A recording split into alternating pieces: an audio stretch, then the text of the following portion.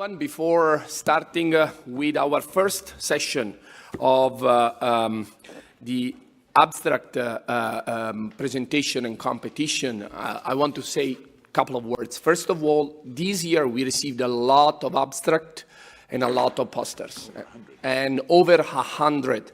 And the quality of this, and I was discussing yesterday with some of the moderators of the abstract session, were impressive. So I want to thank all of you for contributing, for keep pushing. I know it's not easy, but all of these young investigators coming to London and joining us. So thank you for all of your efforts. Right now we are going to dedicate a couple of minutes for the winners, and we are going to give the award to the winners of the poster competition that was held on Thursday. And I will give Dr. John Pascas the pleasure to call the first one. Please come up. We take a picture all together, and we move to the next one. So over 100 abstracts submitted, an extraordinary quality. We ultimately chose 8 abstracts that will be presented in the abstract competition, the first round of which we're going to have in this session. All the others were relegated to either abstract presentation or poster competition, and the poster competition was a friendly event. Some of you were there. There were 4 electronic kiosks. We had about 20 presenters at each of the kiosks, and we chose one winner from each of those kiosks. So this is a quasi-scientific way of assessing the quality of the posters, but in reality, this was a very friendly and collegial presentation of some really great work that was done by young investigators from literally all over the world, and we are delighted to give them a certificate. The first of the 4 winners that we'd like to come to the podium now, please, is Raja Lahiri, who presented a paper, Outcomes in Patients Who Underwent Off-Pump CABG with Sequential Vein Grafts. Dr. Lahiri. We go to this. Yeah, the second one is Fabrizio Rosati, and he presented the poster, Patient Complexity Does Not Affect Surgical Performance and Clinical Outcomes During Early Experience in Robotic CABG. Fabrizio. We can and take a picture. Go ahead, read that. Okay, next presenter is Dr. Krzysztof Wróbel, I think from Poland, who talked about post-infarction ventricular septal defect and his novel way of dealing with it. And he even had some survivors. And then the last one, which I'm sure I will mispronounce, is Dr. Zaren Parvez-Shaikh, which discuss conduit configuration, harvesting technique, and alternative conduits intraoperative OCT of saphenous vein reduction of early vein graft closure.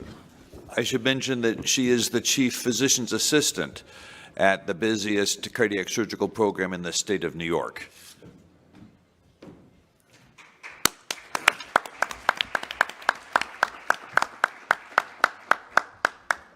John, we are the busiest cardiac surgery program in the state of New York, so how is it possible? There are at least 10 who think they are, but the numbers say that St. Francis is. All right. Tremendous. We start with Patrick or right. The second one? We're going to start with the second presentation and invite Dr. Derek. So what we're doing here now is we have chosen a grand total of 8 of the abstracts for quasi-competitive presentation. Today we will have 4 of them, and we will pick one winner, if you will, from today's competition. Tomorrow we will have 4 more, and we will pick one winner from tomorrow's competition.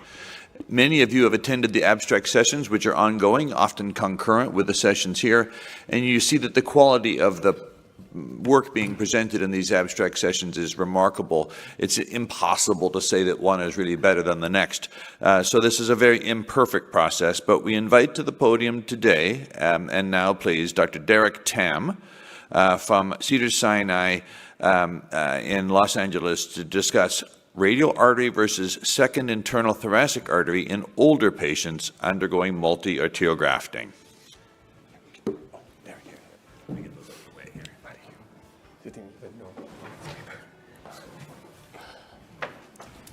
Good morning. On behalf of my colleagues, I'd like to thank the Society for the opportunity to to present our work on conduit selection and multi-arterial grafting in older patients in the United States.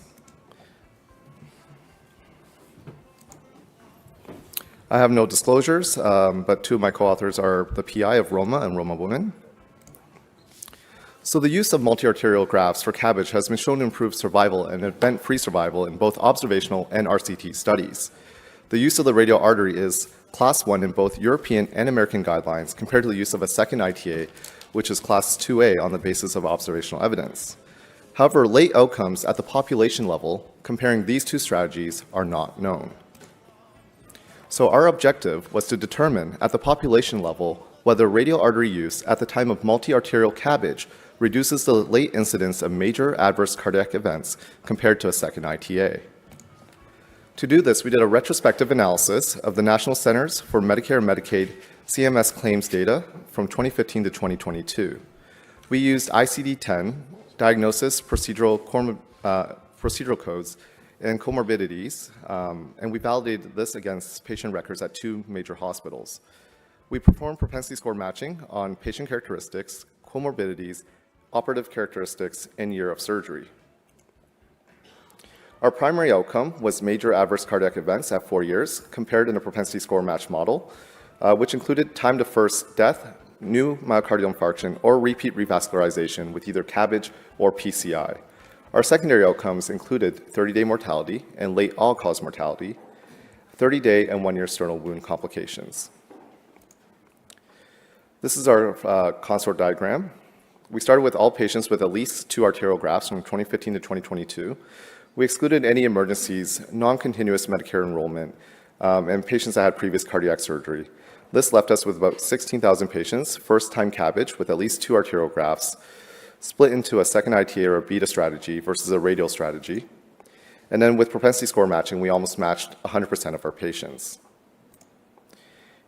This is a bar graph of procedural trends. On the x-axis is year of surgery. On the y-axis is the number of multi-arterial CABG split between a beta strategy in red and a radial strategy in blue. What we see is over time, there's increasing use of radial artery grafts in a multi-arterial grafting CABG population. This is a table of patient characteristics before propensity score matching. I'd note that after propensity score matching, the patients are quite similar. The mean age is around 70 years, about 20% female, and about 45% of patients had diabetes. Other things that are interesting to note, the median annual use of beta by beta surgeons was about 3, and the annual radial use by surgeon was 5 in the radial group. There was a median of 0 use of radial or beta respectively by beta and radial surgeons, suggesting that surgeons had a strong preference for either techniques. These are the outcomes before and after propensity score matching. I'll focus on the right-hand side, which shows the results after propensity score matching. There was no difference in 30-day mortality. It was 1.2% in each group. However, sternal complications was higher in the beta group, 1.7 versus 1.1%. This is at 1 year. This is our primary outcome, which is, again, a composite of death, repeat revascularization, and acute MI. On the x-axis is time in years. On the y-axis is the cumulative incidence of MACE. There was no difference between beta and radial. It was significantly different with a hazard ratio of 0.88, a confidence interval that just touches 1. The event rate was about 15.7% in the beta group versus 14.7% in the radial group. It's a small difference, about 1% absolute difference. These are the results for all-cause mortality. There was no difference between the two groups. And again, the absolute risk difference at 4 years is quite minimal. For acute myocardial infarction, after the index hospitalization, this was compared in a competing risk model with death as a competing risk. There was no difference at up to 4 years. The event rates were low at about 3% at 4 years. We also looked at a falsification endpoint. A falsification endpoint is an endpoint that is potentially different between the two groups or not, but not related to treatment assignments. So we chose urinary tract infection or pneumonia, and we showed that this is not different between the two groups in a fine-grained model, suggesting that there's little residual confounding. These are the limitations. There's a lack of granular clinical information around the index coronary angiogram, operative details around graft configurations and targets, and how the conduits are harvested exactly is not known. And then we don't have information on postoperative medical therapy, graft protection strategies.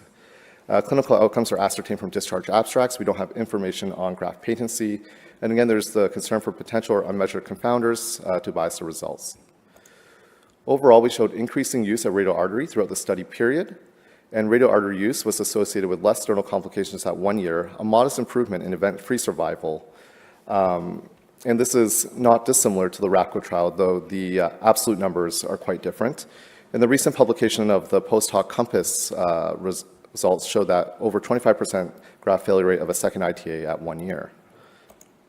Consistent with guidelines, the radial artery may be the preferred second arterial conduit in older patients undergoing multi-arterial CABG, and ongoing large multi-center trials like ROMA will help provide additional insight on the optimal arterial conduit selection strategy.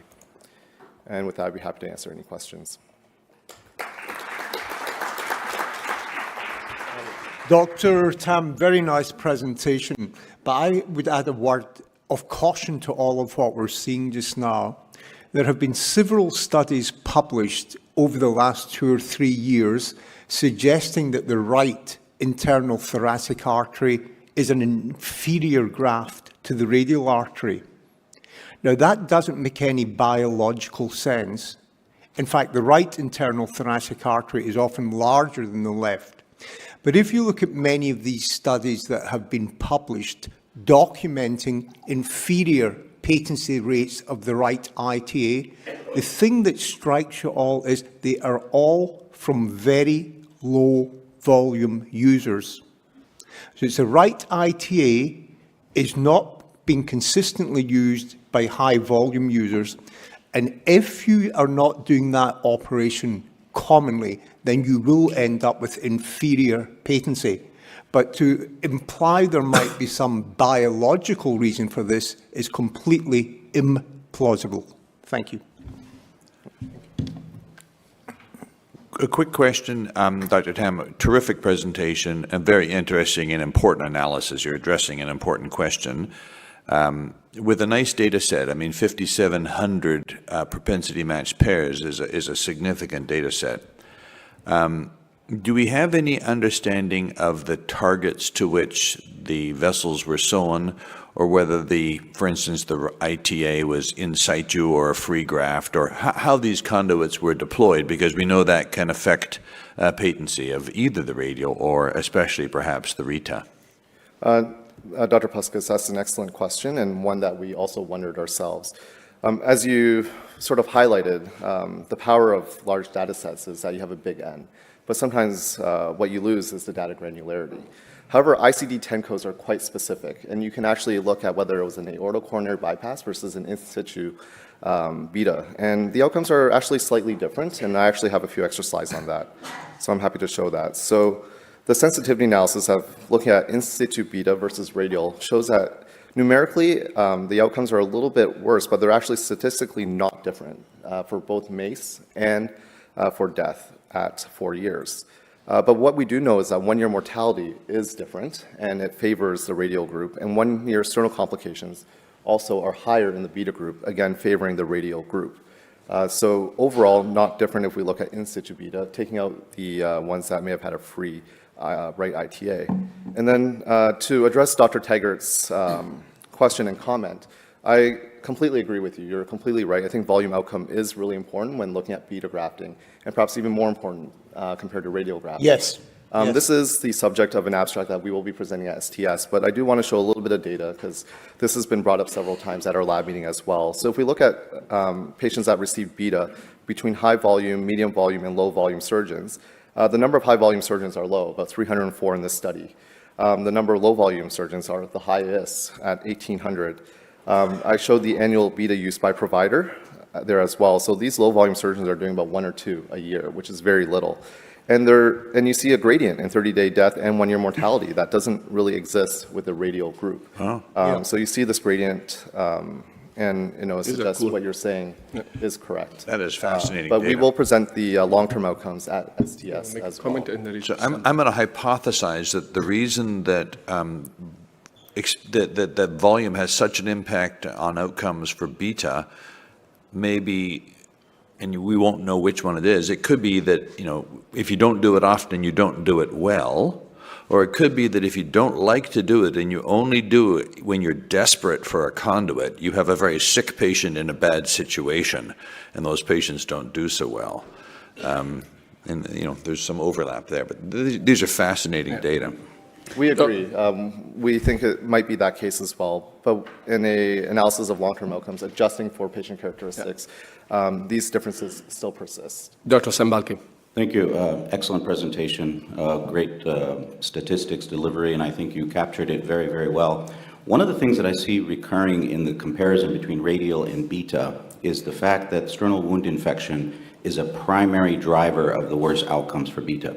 Has anybody ever done a statistical analysis where you take out the sternal wound infection as an endpoint and just talk about patency and things of that nature, revascularization? Because if we were somehow able to harvest 2 IMAs and eliminate the risk of sternal wound infection, wouldn't beta win all the time?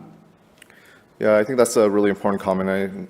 From a lot of the work that has been done by people here, investigators here, we know that if you skeletonize both IMAs, the risk of sternal infection is greatly decreased to that of a single IMA. Unfortunately, this data set doesn't allow us to address that question.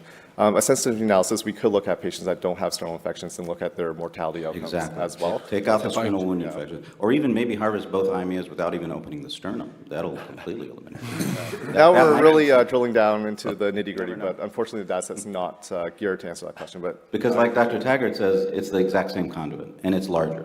agreed. So I think first of all, I do run. I'm not a great runner, but I do run. So if I could run 42K without feeling any pain, it would be great to do a marathon. Unfortunately, it's impossible.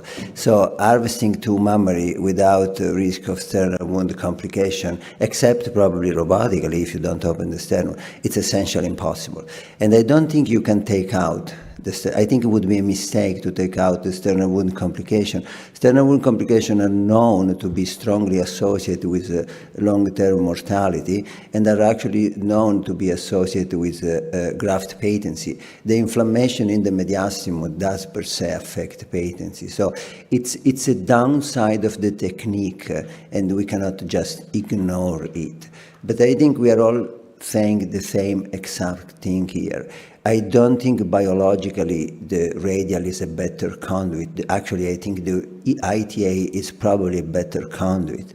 But I think there is a technical component to the use of the bilateral ITA that is not there when you use the radial artery. Using the radial artery is just easier. So that's why, on average, the results of the radial artery are better. But in hands of dedicated surgeon, that's not the case anymore. Tom Schwann is sitting here, and it was his paper, his analysis of the STS database a few years ago, showing very clearly this bimodal volume to outcome association for the beta that was not seen for the radial artery. So yes, we are all saying the same thing. The conduits are the same. The operation is more difficult with the bilateral internothoracic artery. That's why the overall result are better for the radial. Beautiful comment. Beautiful. Question. Beautifully summarized. Thank you. No, it was just really a comment. Philip Hayward from Melbourne. I was one of the primary investigators of RAPCO. So I thank you for your paper. We agree with all your data. I mean, I think just the comment that you made, that we all knew that the Achilles heel of RAPCO, and Mario knows as well as anyone, was the use of the free right ITA as opposed to in situ. I think in RAPCO we didn't have the volume issue because the standard operation that Brian Buxton did was actually the right ITA to LAD. Which had perfect results because there's no difference from the LITA. And he used the LITA to the circumflex. So everyone was very familiar with the right ITA. Because of that, of the volume effect, we didn't really have any sternal problems. But the Achilles heel was that for the purposes of the trial, they decided to use it as a free graft. And I think that's beautiful data, the supplementary data that you've shown there, both looking at volume and looking at the difference between in situ and pedicle graft. So thank you for your lovely paper. Thank you for the kind comment. Fantastic. Fantastic, and we go to the next one. It's a pleasure to introduce Patrick Serrois with the abstract quantitative myocardial blood flow distribution derived from CCTA and determination of myocardium at risk in the fast-track CABG trial. Dr. Serrois. Thank you very much. If I may have the first slide. Yeah, thank you. So this is the topic, many contributors. Background is there is an unmet need in mechanical revascularization. There is no universal definition of complete revascularization. However, incomplete revascularization of coronary arteries after PCI or CABG has been associated with a poor prognosis. Complete revascularization is frequently self-judged by the operator. You have seen this slide a few times now. We can provide the surgeon with a lot of information, and in the fast-track study, the feasibility was 99% performing bypass surgery without access to the conventional cine angiography, and the safety assessment was that 93% of the anastomos were patent at 30 days. Now, that's a complex slide about the methodology used. We try to define the percent of left ventricular myocardium flow. The parameter is called LV% myo at any location in the coronary tree. You have the methodology here with the reference. Let me read that. The left ventricular myocardium and coronary tree are extracted with deep learning algorithm. That's the reference number 1. Total LV and non-LV flow are computed based on LV myocardium mass. That's the second reference. Coronary tree center line are classified as LV feeding or non-LV feeding based on diameter-dependent distance threshold. That's reference 3 and 4. LV and non-LV flow are distributed top-down in the LCA and RCA in proportion to downstream vascular volume at each bifurcation with a flow-to-volume scaling law down to the outlet of each tree. And the percent of LV flow, LV myo, at any location is reported. Now, what you see here in the middle is the classic art flow report. You can see that the right reached the threshold of 0.8.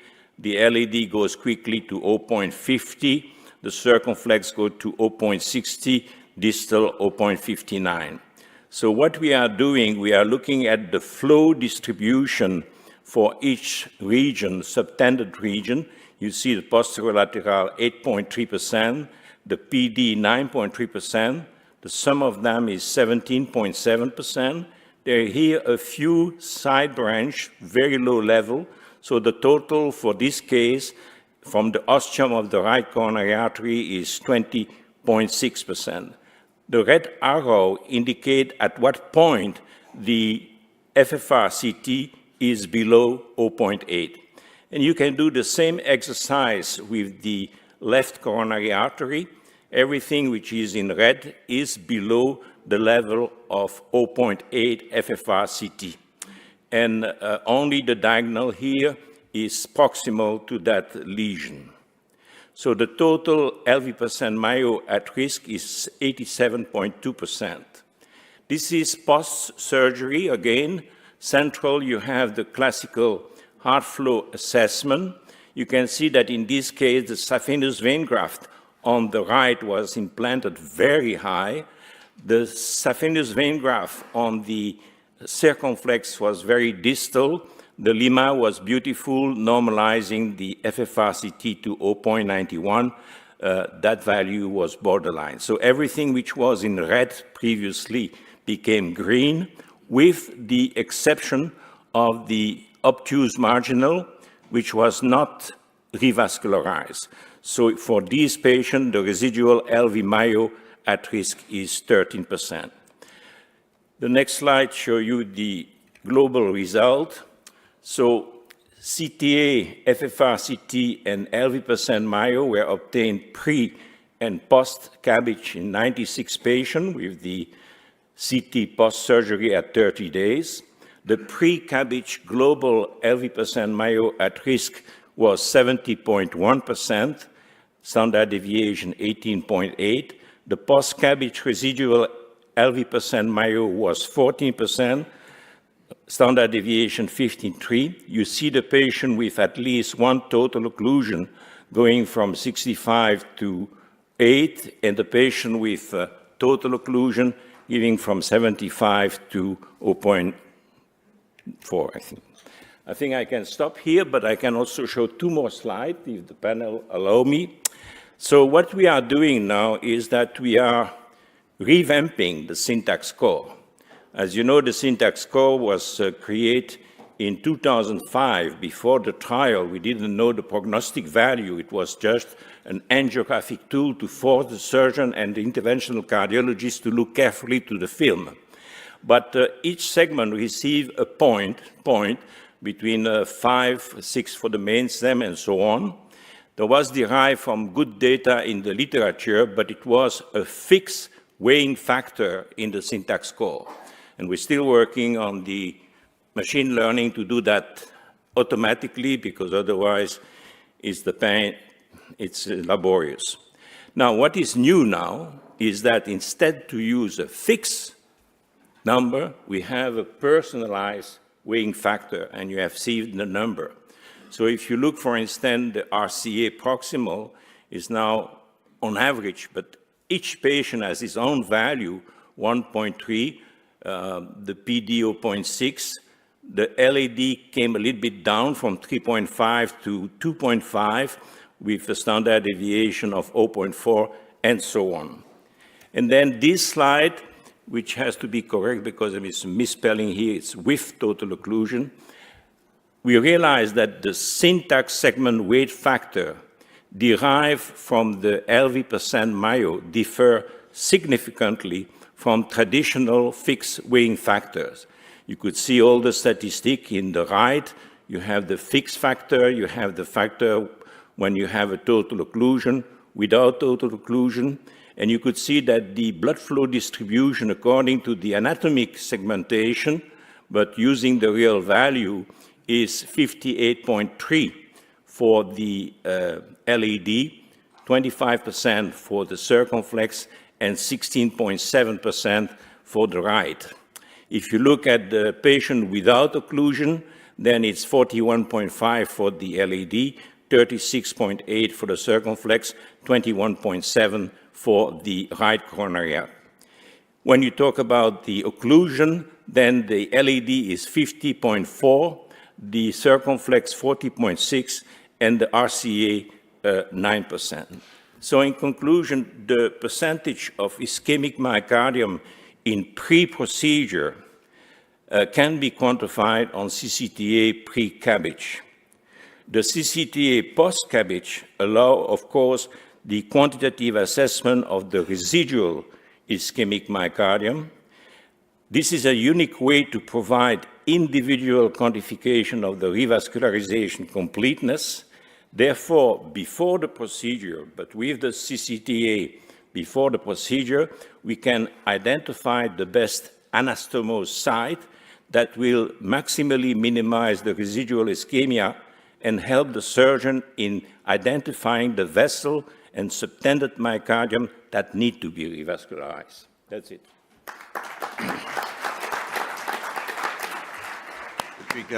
Fascinating. I feel very much like a junior with the internal medicine, but okay, I will survive, I hope. I'm sure you will. Only one question, and we have only time for one. When will we surgeons stop looking at diagnostic coronary angiograms?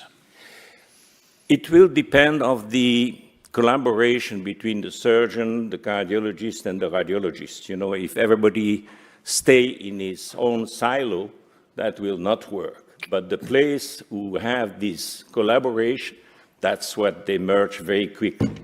And of course, I mentioned this morning 300 site with photo counting. I called the people, they said that's a little bit below the reality. It's now past 350. So it goes very quickly. I mean, I was in Sweden the other day. The government ordered 15 photo counting paid by the government and put in the most important hospital in Sweden. And you can imagine that in Dubai and Riyadh, and so the whole system disappeared. I have to tell you that Siemens, no conflict of interest, does not produce anymore the conventional CT. So Only they are photon only counting. producing photo counting, and that tells me a lot. Yes, it does. Wonderful. Thank you. Thank you. Our next speaker is Dr. Zhu from China, Shanghai, addressing the topic of effects of nicordarol, isosorbide mononitrate, or diltiazem on radial artery grafts after coronary bypass, a randomized ASREB pilot trial. Thank you for the opportunity to present effects of nicolando isosorbide mononitrate or diatism on radial artery grafts after coronary artery bypass grafting. This is a single center randomized open label trial, pilot study. Disclosure. The optimal antispastic treatment for radial artery after CABG is controversial. The most common used drug is CCB.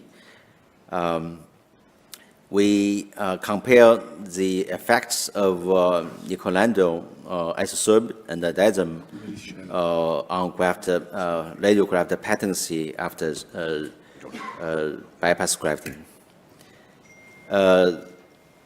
The inclusion criteria is patients received radial artery within 3 days, and exclusion criteria is allergic to any medical drugs and hypertension, and also the acute syndrome of the coronary disease. The primary outcome is radial graft failure, defined as visible grade B, S, and O, assessed by the CTA at 1 week and 24 weeks post-CABG. The secondary outcome was radial graft occlusion, defined as visible grade O at 1 week and 24 weeks, and also reversal of radial graft failure, and the MACE, angina recurrency as well. This is the imaging of a CTA showing radial graft with grade A, grade B, and string sign post-op. 1,548 CABG patients screened, and 150 patients with radial artery were assigned, randomized to 3 groups, receiving nicolando 50 milligram a day, isosorbide 50 milligram a day, and diazem 180 gram a day. The baseline was identical. The mean age was 57 years old, female 13%, syntax score moderate 58%, high score syntax score 25%. The mean graft number per patient was 3.6 and 1.2 radial graft per case. Overall, the CTA follow-up rate was 97% at the 24 weeks, and the radial graft failure at 1 week was 21% at 1 week, and 19% at the 24 weeks. It was numerically lower in the group of isosorbide nicolando compared to diazem group, either at 1 week or 24 weeks.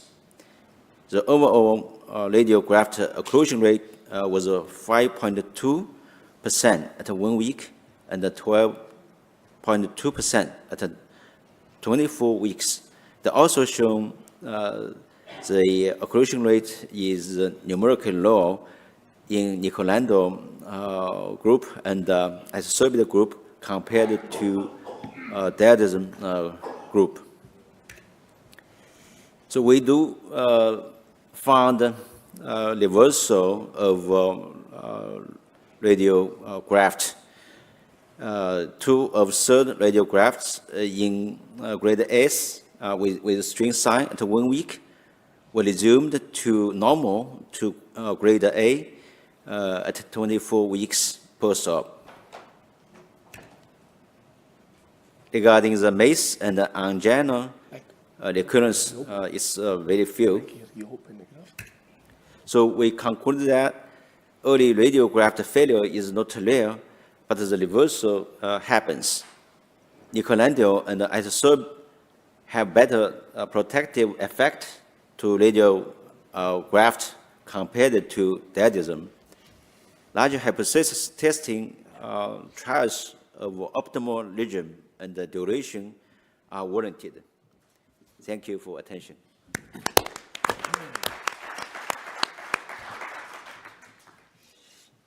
Question, Mario. Look, first of all, I have a conflict here because I am a co-author of this work, but this work was done all in Rougine, and I just help with the analysis. So congratulations for carrying out another incredibly important patency study. I think this study that was designed to be hypothesis generating, this is a pilot study for a larger randomized trial. That's why you have not seen any p-value. We just provided the descriptive data. I think there are two key messages here. The first of all is that diltiazem really doesn't seem to work great. And if we go back to the history of the use of the radial artery, the choice of diltiazem was just empirical. There was not a lot of strong rationale to use diltiazem in particular, and there are a lot of organ butt studies that actually suggest that diltiazem doesn't work very well on the radial artery. So this is the first time that we have clear demonstration that this is the case. So apart from tradition, probably is the time to move away from diltiazem, in particular in radial artery, for radial artery secondary prevention. And then the other fascinating finding that you have seen is the reversal of string sign. There was, because there is seriate imaging here, both early and at 6 months, they were able to really capture this reversal. And this is the first time, to my knowledge, that this is seen on a systematic in a series with systematic imaging. So that's also very important, and open the question, when we design our trial, when is the right time to assess patency? Yeah. Because if you assess patency too early, especially with the radial artery, you may have false positive and you may diagnose occlusion where instead the occlusion is not there. Fascinating. One other question, Dr. Soroyas. For the two speakers, the first one and yourself, did you look at the impact of the radial catheterization by the radial? Is that an impact? I think, did you traumatize the vessel with catheterization? Do you know something about that? I'm assuming that you used the left radial and the cardiologist used the right radial. Yes, I would say 99% radial from the left arm. Right. Yeah. Sometime the right? No. We generally try to avoid the artery if it's been catheterized, Patrick, which is why it's not a political statement. We want the cardiologists to go to the right and the surgeons to go to the left, even if that's not their natural inclination. Yeah, save the right radial. Very interesting. We are moving forward with, very good job. With the last of the 4 abstract, Dr. Min-Sung Kim, prediction of competitive graft flow shown on 1-year angiogram from preoperative computer tomography derived fractional flow reserve. Min. Thank you, Gianluca. Please. I have nothing to disclose.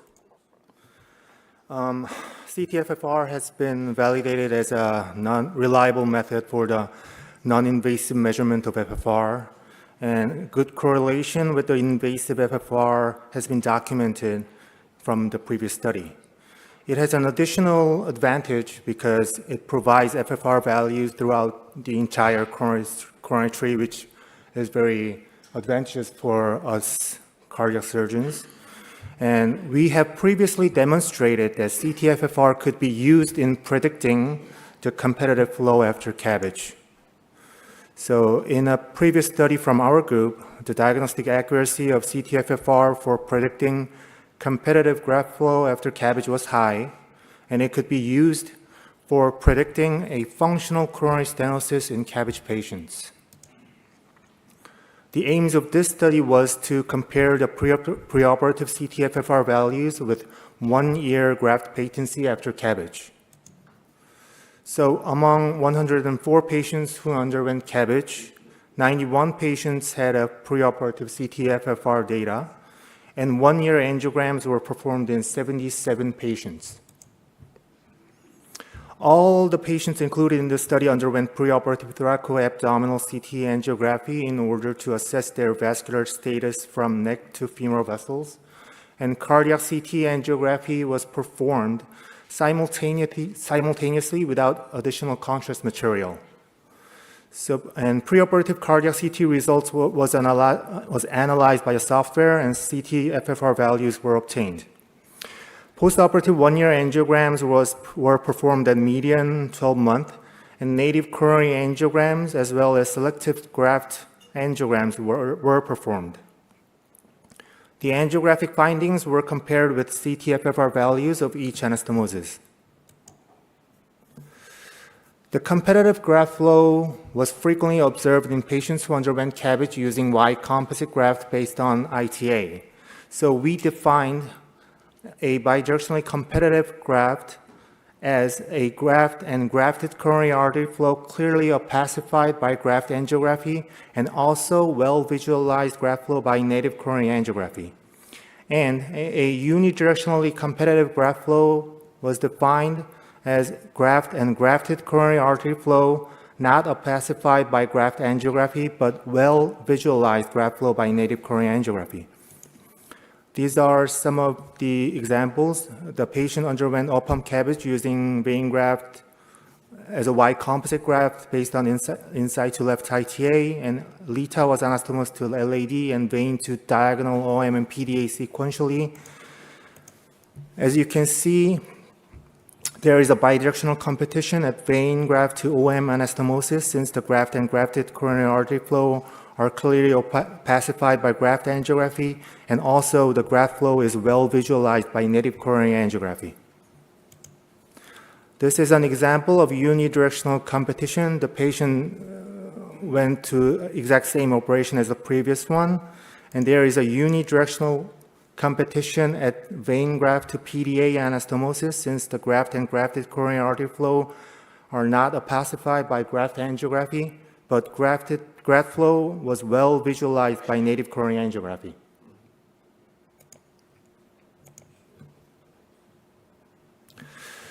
The patient demographics included in the study are shown in this table. Of 77 patients, 14 patients were female, and the average age was 65.9 years. A total of 242 anastomoses were performed in 77 patients with median 3 anastomoses per patient. The CABG procedure in this study population were performed by using inside to left ITA-based saphenous vein composite grafting in 74 patients, inside to right ITA-based saphenous vein composite grafting in 2, and inside to left ITA-based right ITA composite grafting in 1. The post-op 1-year angiogram showed 214 perfectly patent anastomosis, 10 bidirectionally competitive, and 8 unidirectionally competitive anastomosis, and 10 were occluded. The median CT-FFR values of the coronary arteries with perfectly patent, bidirectionally competitive, unidirectionally competitive graft flow were 0.66 0.848, 0.857 respectively, and the CT-FFR values among the three groups were significantly different.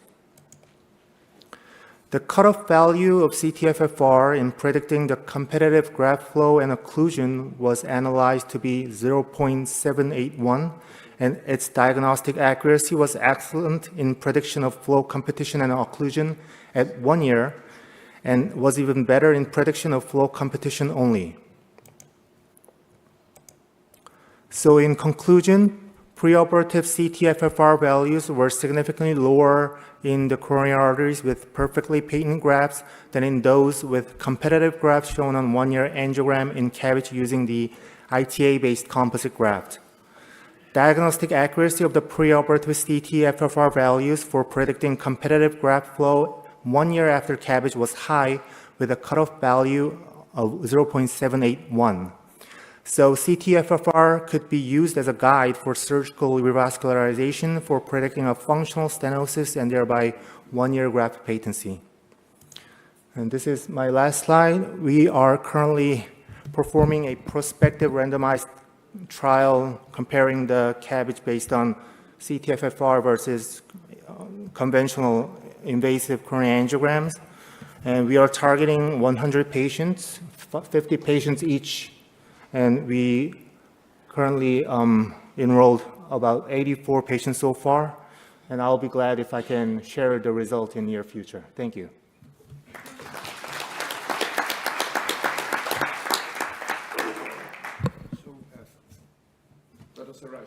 Yeah, I think you remember the talk of Torsten Dunst the first day, saying that bypass is not only to take care of the flow, but it's also to protect, potentially, from plaque rupture somewhere proximal. So we work very much like you, but what makes our task difficult is that with the surgeon, we look at the plaque. And sometimes, the example I was showing there with just 0.81, there was a plaque with all the high risk in the right coronary artery. You know, the kind of things that you say, thin capet, low attenuation, and et cetera, et cetera. And then there are two attitudes of the surgeon. The one put a graft because he said there's a nasty plaque proximal, I want to protect the patient. And the other said, no, physiology is okay. So that's a new difficulty to have the composition of the plaque together with the FFR.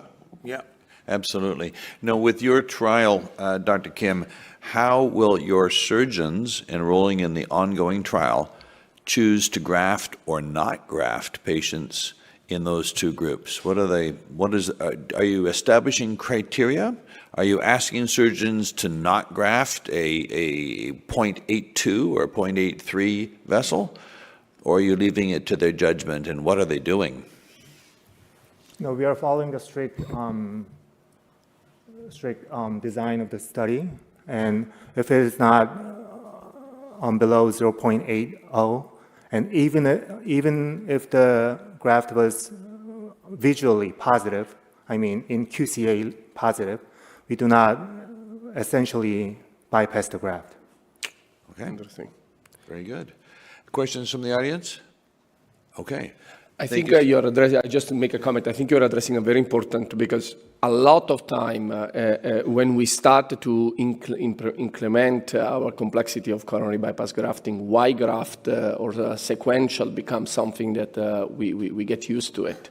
But not every anatomy it's useful or can be suitable for it. And disparative competitive flow, when you build up a Y, is a difficult elements to come back. Did you use TTFM during your patients, and did you compare TTFM flow into it?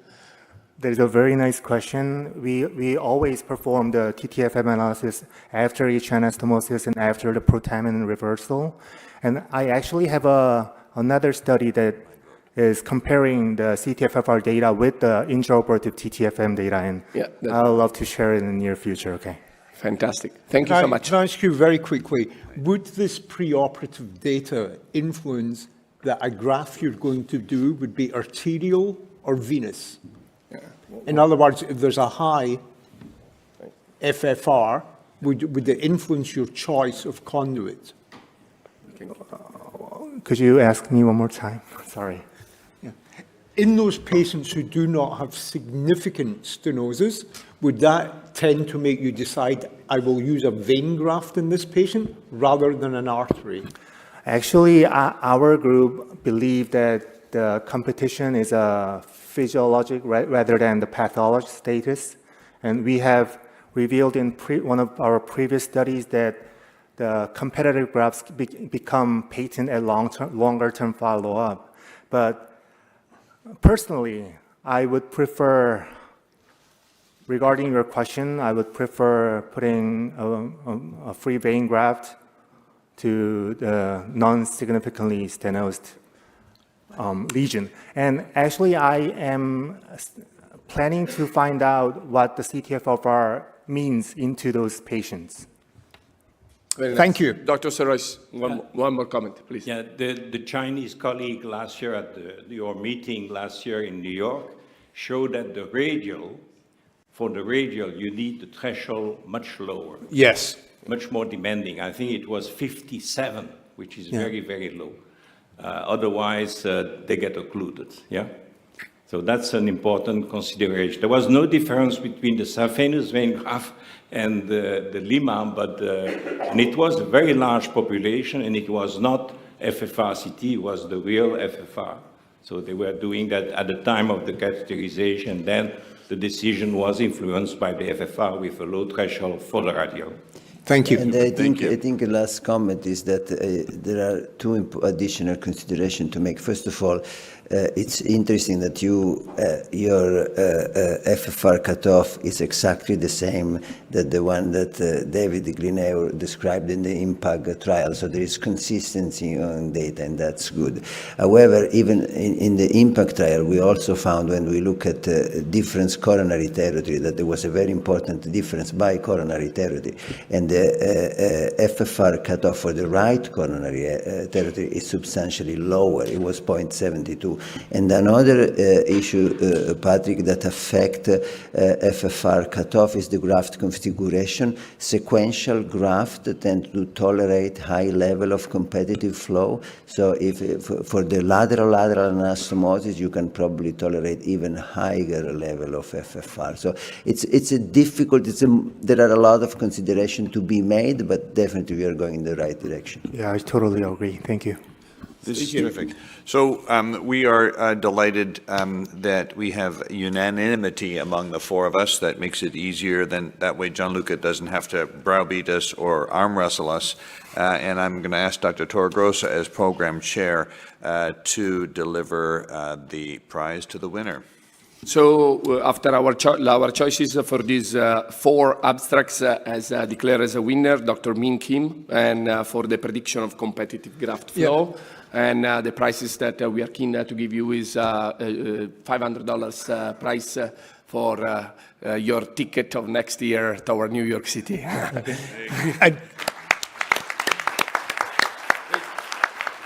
Can we just add, the four abstracts that were presented were all outstanding.